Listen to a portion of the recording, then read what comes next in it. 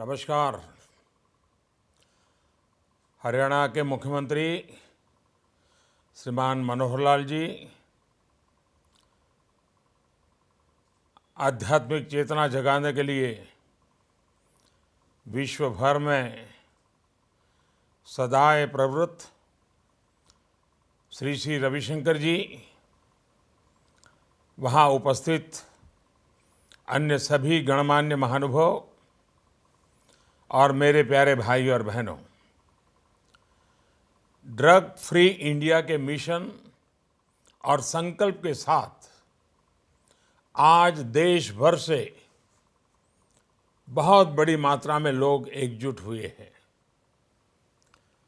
देश की भलाई, हमारे युवाओं की बेहतरी के इस अभियान के लिए मैं आप सबको बधाई और शुभकामनाएं देता हूं। आर्ट ऑफ लिविंग फाउंडेशन और विशेष रूप से श्री श्री रविशंकर जी के प्रयासों की जितनी तारीफ की जाए उतनी कम है। उन्होंने जिस प्रकार ड्रग फ्री इंडिया बनाने की दिशा में प्रयत्न किए हैं, मैं उसकी हृदय से सराहना करना चाहता हूं। मैंने मीडिया और सोशल मीडिया में भी देखा है कि इस आंदोलन को किस प्रकार समाज के सभी वर्गों का समर्थन मिल रहा है। विशेषकर फिल्म और खेल जगत की कई हस्तियों ने भी अपना सहयोग दिया है। Friends, drugs are a great menace to society, and this is a fact that is well known. I would call substance abuse a psycho-socio-medical problem. WHO and a World Health Organization के अनुसार पूरे विश्व में लगभग 3 करोड़ लोग drugs से होने वाले डिसऑर्डर की चपेट में हैं। इसका मतलब है कि वे नशीली दवाओं का इतना अधिक इस्तेमाल करते हैं कि उन्हें उपचार की आवश्यकता है। अगर वर्ष 2000 और 2015 की तुलना की जाए तो ड्रग्स के सेवन से मरने वालों की संख्या में 60% की वृद्धि हुई है। It is particularly alarming to see so many youngsters take to substance abuse. I want to tell young friends, drugs are not cool. Don't make addiction your attraction. Often, people think that drugs are a style statement. They show how modern a person is. However, there can be no bigger misconception than this. Drugs लेकर आप न केवल खुद की जान जोखिम में डाल रहे हैं, बल्कि अपने परिवार व अपने दोस्तों को भी, आपको चाहने वालों को भी दुखी कर रहे हैं, उन्हें परेशानी में डाल रहे हैं, इनका जीना मुश्किल कर रहे हैं। जब आप ड्रग्स का सेवन करते हैं तो धीरे धीरे शरीर कमजोर होने लगता है। शरीर मदद करना बंद करने लग जाता है। आप HIV और हेपेटाइटिस सी जैसी बीमारियों की चपेट में आ सकते हैं। यही नहीं, नशा और ड्रग्स लेने की आदत से परिवार आर्थिक रूप से भी तबाह हो जाते हैं।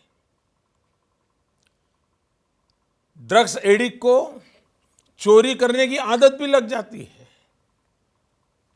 अपने खास मित्रों के बटुए चोरना लग जाता है। इन सबको टाला जा सकता है।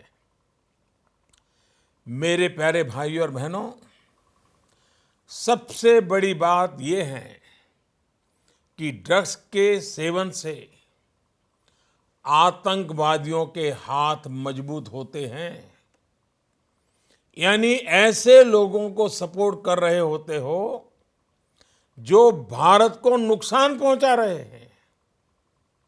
हम सब जानते हैं कि नारकोटिक्स ट्रेड को anti social elements, anti national elements यानी असामाजिक तत्वों द्वारा नियंत्रित किया जाता है, जो राष्ट्र की शांति और सद्भावना को नष्ट करने पर तुले हैं। जरा सोचिए, जिस पैसे से ड्रग्स खरीदी जाती है, उसी पैसे का इस्तेमाल हथियार और गोलियां, बम, बारूद और बंदूक खरीदने में किया जा रहा है। और आखिरकार उन्हीं हथियारों से हमारे सैनिकों को मारा जा रहा है। हम में से हर कोई अपने देश से प्रेम करता है, तो फिर उन लोगों का साथ क्यों देना, जाने अनजाने में भी क्यों देना, जो हमारे भारत को नुकसान पहुंचा रहा है, मानव जात को नुकसान पहुंचा रहा है और हमारे बहादुर जवानों की हत्या में शामिल है। अपनी तरफ से मैं आपको विश्वास दिलाता हूं कि भारत सरकार और राज्य सरकारें ड्रग्स के व्यापार, खासकर सीमा पार से जो अवैध व्यापार चल रहा है, उसे रोकने के लिए कई कदम उठा रही है। भारत सरकार ने ड्रग्स के खिलाफ चौतरफा प्रहार करने की राष्ट्रीय स्तर पर योजना भी तैयार की है।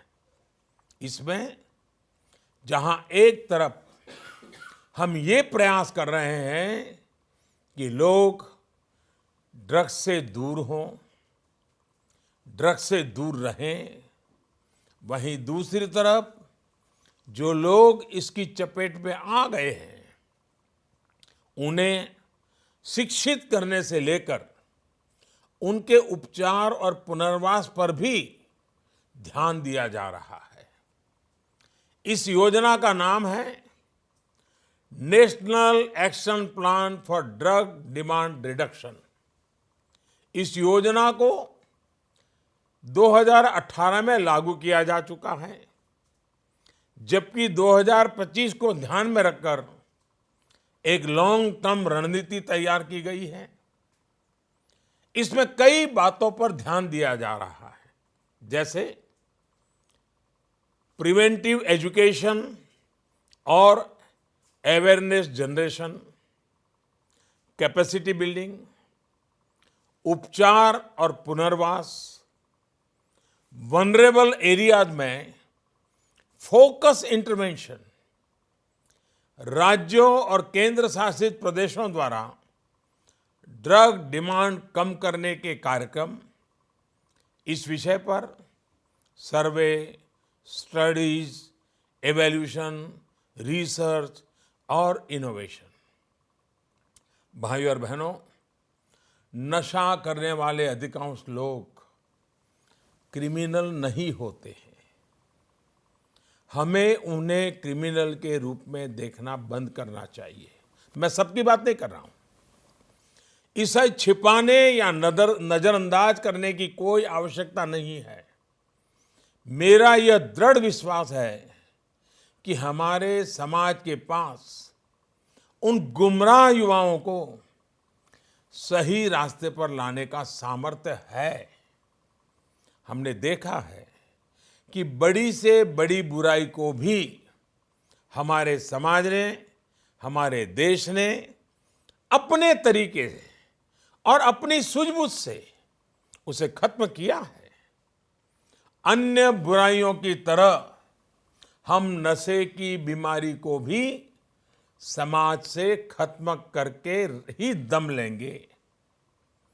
हम अलग अलग स्तर पर अपना योगदान कर सकते हैं। इस मुद्दे पर सबसे महत्वपूर्ण है संवाद। अगर कोई युवा नशे की लत में पड़ जाता है तो उसके माता पिता, परिवार के दूसरे सदस्यों और दोस्तों को चाहिए कि उससे बातचीत करते रहें, उसे नशा छोड़ने के लिए प्रेरित करते रहें, उसे अन्य कामों में व्यस्त रखें। एक परिवार के रूप में आपको उसके साथ खड़ा होना होगा।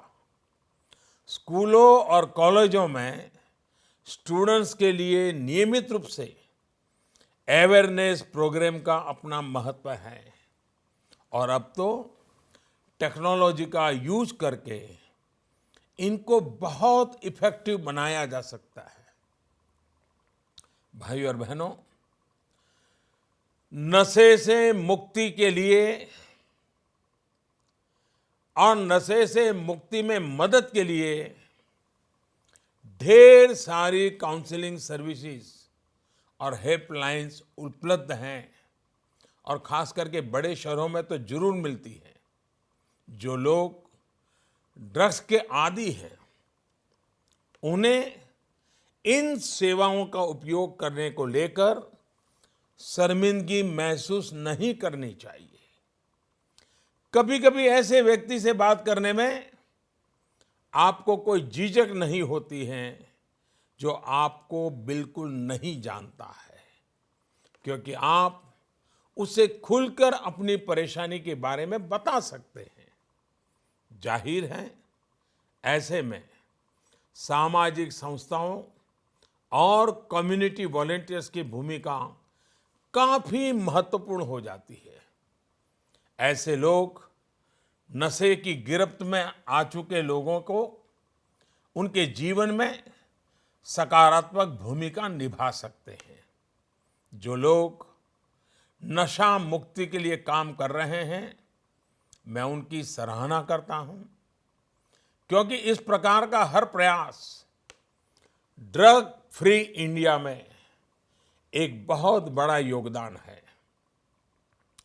My dear sisters and brothers, the most important weapon in fighting the menace of drugs is self-confidence and self-belief. You all must have the power to resist any temptation and peer pressure. Once you have made a conscious decision, no force can take you down to the path of drugs.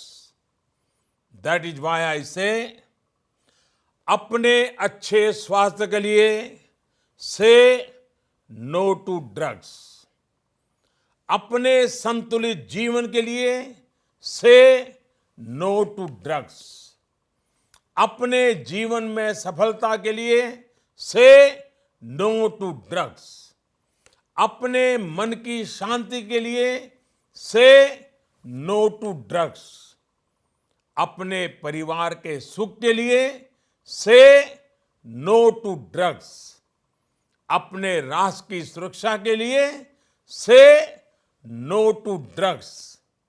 एक बार फिर मैं art of living foundation और श्री श्री रविशंकर जी का आभार प्रकट करना चाहता हूं।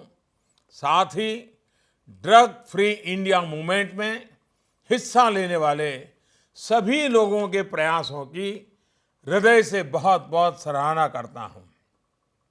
मुझे विश्वास है कि यह आंदोलन हमारे देश को नशा मुक्त बनाने के हमारे संकल्प को मजबूत करेगा। बहुत बहुत धन्यवाद।